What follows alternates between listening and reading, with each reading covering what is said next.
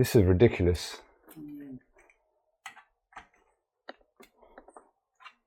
Is it blue or what? It's been plastered in to the wall. Look. Oh my God. That's a joke.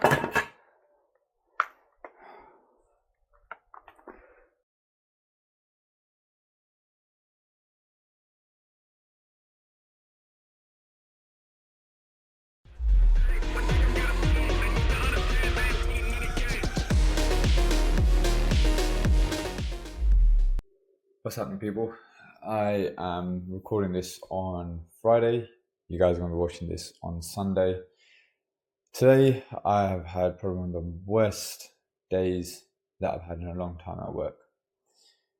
I haven't filmed today's job for YouTube, but I might record the aftermath when I go back on Monday. Basically, it's a power flush that the system's got just airlocked like anything, and I cannot clear it. I was there all day. Did the power flush and then tried to clear it. I had to call in Josh for reinforcements and a bit of moral support. We managed to get some of it out, but there's something going on with that system that I just can't get my head around. It's got solar as well as it's an open vent heat only system. There's 3-port valves, there's 2-port valves, and there's a whole load of stuff. I'll see how I feel when I go back on Monday, because currently the worst thing is I've left them worse off at the moment because they haven't got heating. They've got hot water via the immersion, but they haven't got heating. Luckily, it's not too cold at the moment, and they are very understanding. They saw that I was at my wit's end, and they're very understanding people. And I am going to be back on Monday. I would have gone back tomorrow, Saturday, but I'm away for a wedding, and these sort of things always happen on a Friday. But yeah, I've just got to go back on Monday and try and tackle it, and I'll see how I'm feeling, and I might film it. It might make good content, or I might just get in there, put my head down and just crack on. I don't know yet. But anyway, this job is, well, we know what it's like when people think, oh, it's only a couple of radiators that you've got to do, and we know that a couple of radiators isn't a quick job. Radiators in general are not a quick job, so I think that sort of says it all about this video. One last thing, and I'll make it quick. If you're new to the channel and you don't know about the discount codes that I've got, if you go to Unilite, if you want anything from Unilite, use my code UNCLE. You'll get 25% off your complete order. The link is in the description. And as well as Powered Now, if you're still using pen and paper to do your gas certs, or using a paper diary for sorting your admin stuff out or your work calendar, give Powered Now a try. It's a fantastic piece of software. It's helped me streamline my business as well, and it could do the same for you. You get a 14-day free trial, and I think they might also be doing a special offer soon or already live, depending on when you're watching this, where you get 6 months free. Give it a go. Again, links in the description. Don't forget to like and subscribe, and let's go with the video. So I'm back in Edgware at the job where I've done the power flush. I didn't record the power flush because you guys found power flushing videos boring, so I didn't record it, but I did the power flush on here a couple of weeks ago. Here now, going to be replacing this hallway radiator with this one, and then there's one in this downstairs toilet that's going to be replaced with this little one here. That's that one there. That's going to get replaced. So I've just got here and draining the boiler out. So the way I tend to do it is I drain the pressure out the system through the boiler. Once the water stops running out of there, I'm just going to lock off the flow and return isolation valves on there. So that stops any air from getting back into the system via the AAV. I'll then just lock off both sides of that radiator, take the radiator off, drain it out. Whatever water's left in there, just get wet vac, open the valves, let the rest of the water go into there, get my new radiator on the wall, and then adjust the pipework to however I need to do it. I'm just waiting for the water to stop running in here, and then we'll get that locked off. And then we'll start by taking that one off first.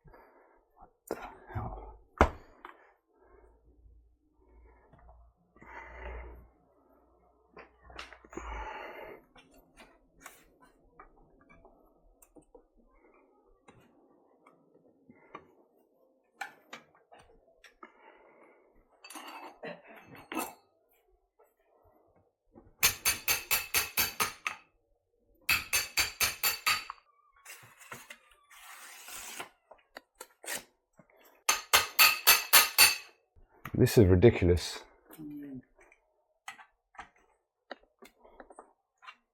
Is it blue or what?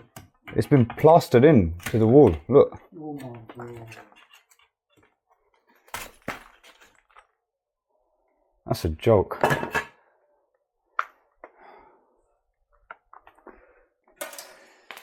Right, so just measuring the distance between where the bracket's going to go. So we've got 120, so that means the center is going to be 60. This is my center of the two existing valves, so I need to do 60 centimeters either side, and that will be where my new brackets will go. My new brackets are going to go, so let's do one mark there, another mark there. Now what I also need to do is I just need to, I've done this a bit backwards, haven't I? I need to see how high I want the radiator to sit. So let me go and take the measurement for that first, and then I can get my horizontal line, baseline, and then I can do my marks and then get my bracket lines on. So the bottom of the radiator to the bottom of the bracket is 9 centimeters. So if I want, because I'm going to be redoing the pipework anyway, so I'm not worried about getting the height exactly to that. We want the radiator to sit probably just above the skirting there. So I need to measure basically, let's just say on the skirting, I want to do 9 centimeters.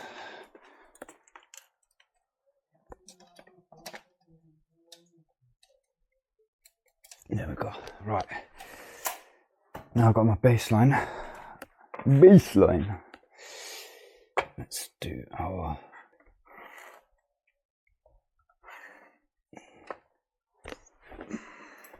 and up to there. That's where I need to get it. So is that roughly there? So if I bring there, nice level. So that should be alright there. I don't need to draw all the way across because I know where that's going anyway. Okay. Right. I'm going to get my little bolt level. Right, got the little bolt level. And that. Okay. And 60 centimeters. That's fine. Okay. Now I'm going to be doing thin side out. So I want that there. So cool. And the same on this side.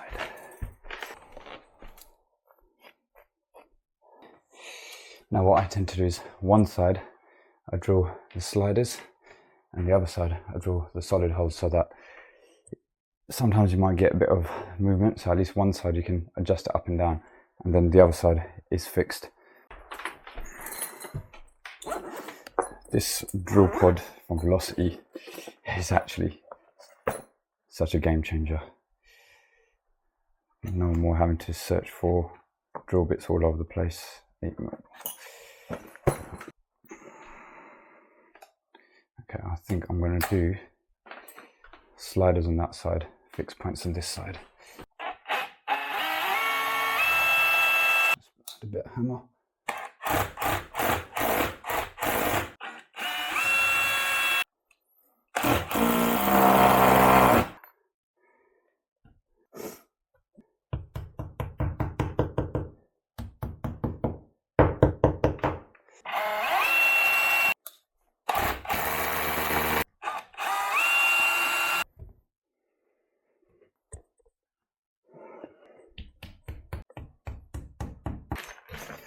There's no washers in here, and I never use the fixings that come with them.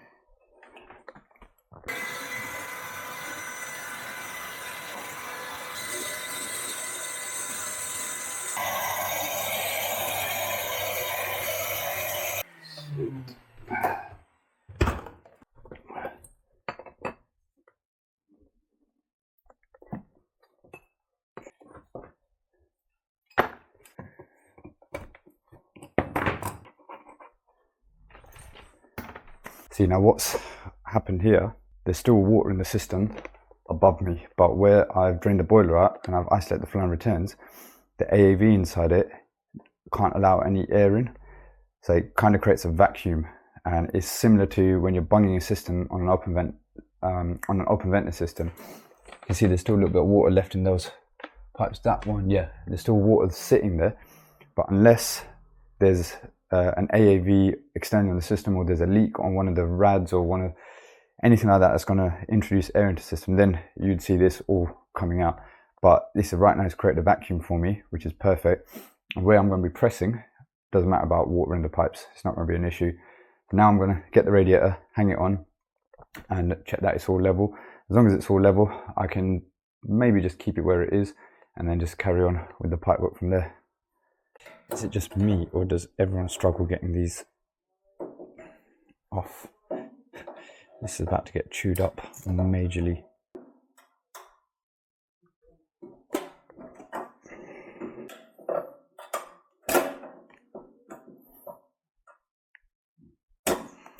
I've never struggled this much. This one's proper made in, you know. I managed to get them out. Thank the Lord. Now, like I said, I've been using this gripper lock stuff, which I find is really good. Just as good as some of the other brands out there. You've got Rapid Blue, you've got Loctite. But what I like about gripper lock is, firstly, it's non-drip. So Rapid Blue I was using a lot before, but the only thing is it drips a lot, and obviously when you've got a radiator, you've then got all that blue gunk to wipe off. There's this, you can see it's probably more than what I need on there. Look, that doesn't drip whatsoever. And also, once it's made in, look, you also get a little bit of drip when the excess comes out, but it's not going to leave that blue staining that you get with Rapid Blue. And although it sets hard with Rapid Blue, once it's in, you've got heat up if you ever need to remove it, whereas with this you don't need to. You can crack it to remove it if you need to. But yeah, that is less staining than what I would be getting with Rapid Blue. It would just be all dripping down everywhere. Okay, we're on the wall, nice and level. So now I've got to probably cut that somewhere there, bring it out and up into there, and the same with down here as well.